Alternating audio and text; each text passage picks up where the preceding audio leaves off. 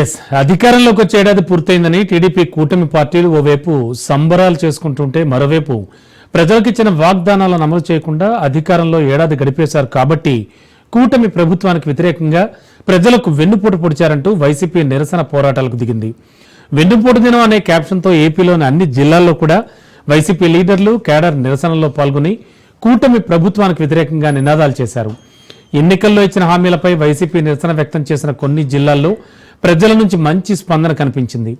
ప్రతిపక్షంగా ప్రజలకు చేరువయ్యేందుకు వైసీపీ అధినేత జగన్ వెన్నుపోటు దినాన్ని అవకాశంగా మార్చుకోవాలన్న వ్యూహం సక్సెస్ అయిందని ఆ పార్టీ నేతలు అంటున్నారు. కానీ ఏడాది గడుస్తోన్న జగన్ ఏపీ ప్రజల్లో ఆయనపై ఉన్నటువంటి వ్యతిరేకత భయం తగ్గలేదన్నది టీడీపీ నేతల విశ్లేషణ. అందుకే వెన్నుపోటు దినం నిరసనలను కూటమి పార్టీలు చాలా లైట్ తీసుకున్నాయని తెలుగు తమ్ముళ్లు కామెంట్ చేస్తున్నారు. కూటమి నేతల స్పందన ఎలా ఉన్నా జనంలోకి వెళ్లి టీడీపీ కూటమి పాలనపై వారిలో ఉన్న అసంతృప్తిని క్యాష్ చేసుకోవాలన్న వ్యూహంతో జగన్ పావులు కదుపుతున్నారు. అధికార పార్టీ నేతలు చేసే తప్పులు ఎన్ని ఉన్నా ప్రజలు ఏడాది వారికి టైం అయితే ఇచ్చి ఆ తప్పుల్ని భరిస్తారని, ఇక ఇప్పటి నుంచి అసలు సినిమా మొదలవుతుందని జగన్ తన సన్నిహితులతో వ్యాఖ్యానించారట. పాలక పక్షాన్ని టార్గెట్ చేయడం ఓకే, కానీ అధికారంలో ఉన్న 5 ఏళ్లు ప్రజలకు కేడర్కు దూరంగా ఉన్న జగన్ ప్రతిపక్షంలో ఉన్నప్పుడు ఆ లోపాలను సరిదిద్దుకోవడంపై దృష్టి పెట్టాలని ఫ్యాన్ పార్టీ లీడర్లు మరోవైపు కోరుకుంటున్నారు. మరి ఇలాంటి లోపాలను సరిదిద్దుకుంటే జగన్ మళ్లీ ఏపీ రాజకీయాల్లో చక్రం తిప్పడం ఖాయమని వైసీపీ నాయకులు జోస్యం చెబుతున్నారు. ప్రతిపక్ష నేతగా ప్రజా పోరాటం చేయడంతో పాటు అసెంబ్లీకి వెళ్లి జగన్ జన గళాన్ని వినిపిస్తే ఆయనపై వచ్చే విమర్శలు కూడా ఆగుతాయన్నది విశ్లేషకుల అభిప్రాయం. మరి ఈ వాదనల్ని పరిగణనలోకి తీసుకుని జగన్ ఎలా ముందుకు వెళతారో వేచి చూడాలి.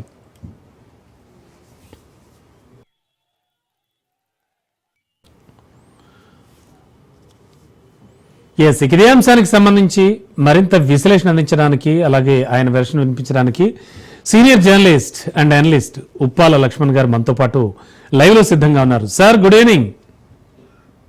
గుడ్ ఈవినింగ్, చెప్పండి సార్. సార్, ఎగ్జాక్ట్లీ ఇవాళ అంటే ఆల్రెడీ కూటమి పార్టీలన్నీ అయితే మాత్రం చాలా హ్యాపీగా ఉన్నారు. అండ్ మరోవైపు వైసీపీకి సంబంధించి ఒక ప్రత్యేకమైనటువంటి రోజుగా కూడా జరుపుకున్నారు వాళ్ళు. మనకు తెలియంది కాదు, వెన్నుపోటు దినం. ఏమనిపిస్తోంది మీకు? ఇది చాలా చోట్ల సక్సెస్ అయిందని కూడా రిపోర్ట్స్ వస్తూ ఉన్నాయి.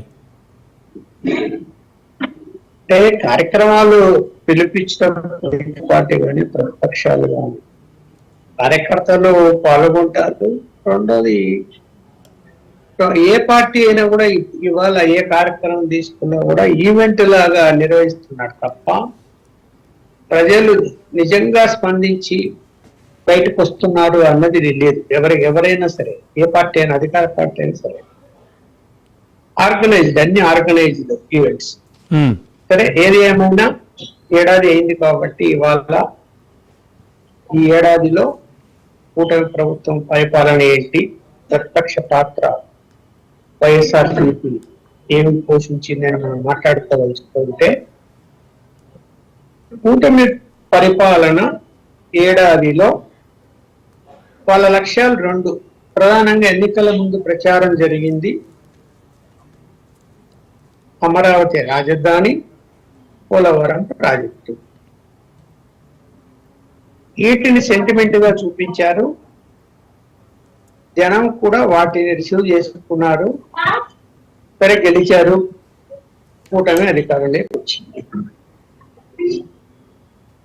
ఇవాళ ఏడాది ఒక్క ఇటుక కూడా అమరావతిలో ఇంతవరకు వేయలేదు. అలాగే పోలవరంలో కూడా ఏ పనులు ప్రారంభం కాలేదు. ఈరోజు సంవత్సరం గడిచి సరే, టార్గెట్ మేము 26 పెట్టుకున్నాం, 27 పెట్టుకున్నాం చెప్పొచ్చు. ఇప్పుడైనా ఈ సంవత్సరం అయినా, ఆ సంవత్సరం అయిపోయింది, ఇంకో సంవత్సరం వచ్చేసింది, ఈ సంవత్సరం అయినా ఎంతవరకు చేయగలుగుతారు అన్నది ఒకటి కూటమి ప్రజలకు జవాబు చెప్పాల్సిన పని ఉంది. అలాగే ప్రతిపక్షం కూడా, అంటే ప్రధానంగా వైఎస్ఆర్సీపీ తప్ప ఇంకా ప్రధాన ప్రతిపక్షాలు అంటే ఏమీ లేవు. కమ్యూనిస్టులు ఉన్నప్పటికీ కూడా నామక వస్తున్నారు. తప్పకుండా ప్రతి అంశాన్ని ప్రశ్నించాల్సినటువంటి బాధ్యత వైఎస్ఆర్సీపీకే ఉంది. సరే, ఇవాళ వెన్నుపోటు దినంగా ఇవాళ వాళ్ళు పాటిస్తున్నారు.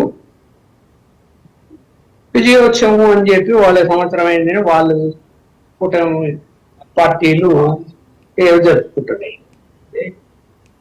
వెన్నుపోటు అండి ఇక్కడ ప్రజాభిప్రాయాన్ని ఎవరైనా గౌరవించాలి.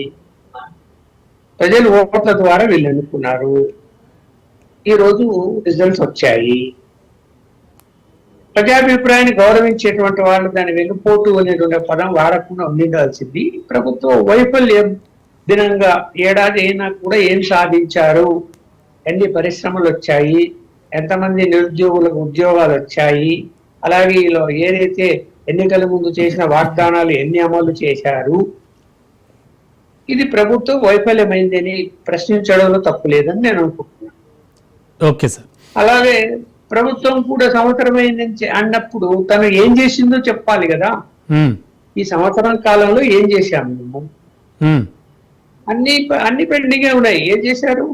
ఇప్పుడు ప్రజలకు సంక్షేమ పథకాలకు సంబంధించి ఒక్క పెన్షన్లు విషయంలో మాత్రం తప్ప ఏ అంశాలలో అమలు చేస్తున్నారు ఏటినైనా కూడా ఏమీ చేయడం లేదు. ఇప్పటి వరకు ఏమీ చేయడం లేదు. పెన్షన్లు అది తప్పదు, అది ఇచ్చి తీరాలి. అవునండి, ఇస్తున్నారు. ఓకే, జీతాలు ఇస్తున్నారు, శాలరీస్ ఇస్తున్నారు. ఓకే, బట్ ఏమి చేసినా కూడా మళ్ళీ అప్పులు ఎందుకు పెరుగుతున్నాయి? ఏడాదిలో అప్పులు ఎందుకు పెరిగాయి? మరి దానికి సమాధానం చెప్పాలి కదా, ఎందుకు చేయాల్సి వచ్చింది, ఏటికి. ఇప్పుడు ఎంతసేపు ఉన్నా కూడా రాజకీయ పార్టీలు స్వలాభం కోసం ఎక్కువగా పాటుపడేటువంటి పరిస్థితులు పోకపోతే రాష్ట్రం అభివృద్ధి చెందదు. గతంలో ఏం జరిగింది మనం మాట్లాడుకుని టైం వేస్తూ, అసలు మీరు ఏం చేస్తారు చెప్పాలి కదా. ఎంతసేపు ఉన్నా ఏం చెప్తున్నారు? గతంలో ఏం జరిగింది, జగన్మోహన్ రెడ్డి ఏం చేశాడు, అదేమైపోయింది, ఇదేమైపోయింది, ఇవన్నీ మాట్లాడతారు కూటమి పార్టీ. అవునండి. అరే ఆయన అలా ఏం చేయలేదు, అందుకనే 11 సీట్లు వచ్చాయ్యా. మీరు ఆయన గురించి రోజు పాట పాడుకోవడం ఎందుకు? రోజు మీ నిద్రపడ్డదా మీకు? జగన్మోహన్ రెడ్డి పేరు ఎత్తండి. మీరు ఏం చేస్తున్నారో చెప్పండి, ఏం చేయబోతున్నారో చెప్పండి. అలివిగానే ఆలోచనలు చేస్తున్నారు. అది అమరాపుడు 5 కోట్ల జనాభా గల రాష్ట్రం, చిన్నదే పెద్దదే, చిన్న రాష్ట్రం. ఈ చిన్న రాష్ట్రంలో ప్రపంచం గుర్తించే విధంగా రాజధాని కట్టాలంటారు. ఏమన్నా అర్థం పడతా ఉంది దానికి? ఏమని అర్థం పడతా ఉంది? ఢిల్లీలోనే దేశ రాజధాని ప్రపంచ రాజధాని పోల్చుకోరు, ఎవరు కూడా పోల్చలేదు. మీరు పోల్చుకుంటున్నారు కదా. అవునండి. మీరు కొన్ని చేయగలుగుతారా? సాధ్యమా? మళ్ళీ 40,000 ఎకరాల భూమి ఇంకా కావాలి. ఇంటర్నేషనల్ ఎయిర్పోర్ట్ కట్టాలి, స్పోర్ట్స్ స్టేడియం కట్టాలి. మళ్ళీ ఇప్పుడు కొత్తగా ఇంకోటి తీసుకొచ్చారు కదా, ఏదో రాయలసీమ మీద జరిగిపోతుందంట అని చెప్పి పోలవరం బనకచెర్ల ప్రాజెక్టు 80,000 కోట్లట. అవును సార్. ఎక్కడి నుంచి తీసుకొస్తారు? ప్రాక్టికల్ గా అది సాధ్యమేనా?